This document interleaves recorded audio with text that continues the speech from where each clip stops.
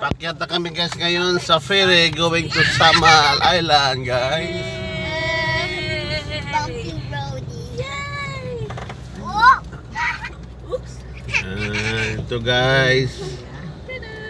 Pakyat na kami guys. First time mo yun, ha? Oo, first time yun. Ay! Yan yung harap niyan guys. That's a Samal Island guys.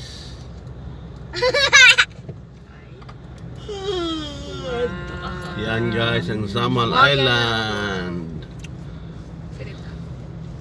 Lapit lang siya. Oh.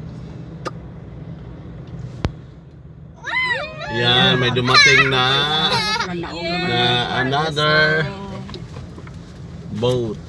We can see Ferry you. boat. Ayan. Yan na, I look think they have 5 ferry boat here. Wow!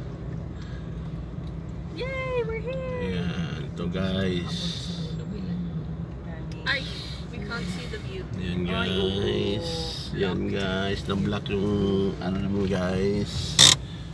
Yung Sa likod. namin guys. Oh, tunawin ko lahat. Tingin lahat guys. Ayan, si Toto Erson guys. Ang aming driver na pugi. Ito, yan, tingin guys. Hi, siyan si Yuna. Yuna, Yana. It's our first time. Tingin, first time ni Yana sa Samal at saka ni Yuna. Tsaka ng tatay. Saka ng tatay at saka ng... Ay, hindi ko first time. Ah, hindi pala. At tapos lang. It's family Ay, daw. time, family bonding guys.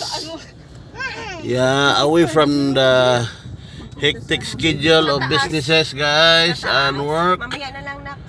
Yeah. Mag-move na ang ano. Hold it in. Okay? If you ihi on me, LCT Nicole. twice today. Talong gabi, saan pwede pa-ichi?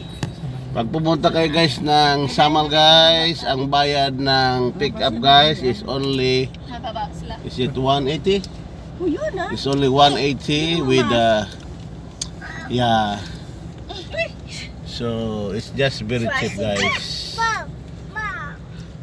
You can go straight away from Davao City to More? Samal. No more. Finished. Just maybe like 10 to 15 minutes guys. Malakata ba kita dili? Wait lang yun, ako mauna. Hambal ko ba kita, tay? Ay. Sige guys, ayo guys. Maihi si ate.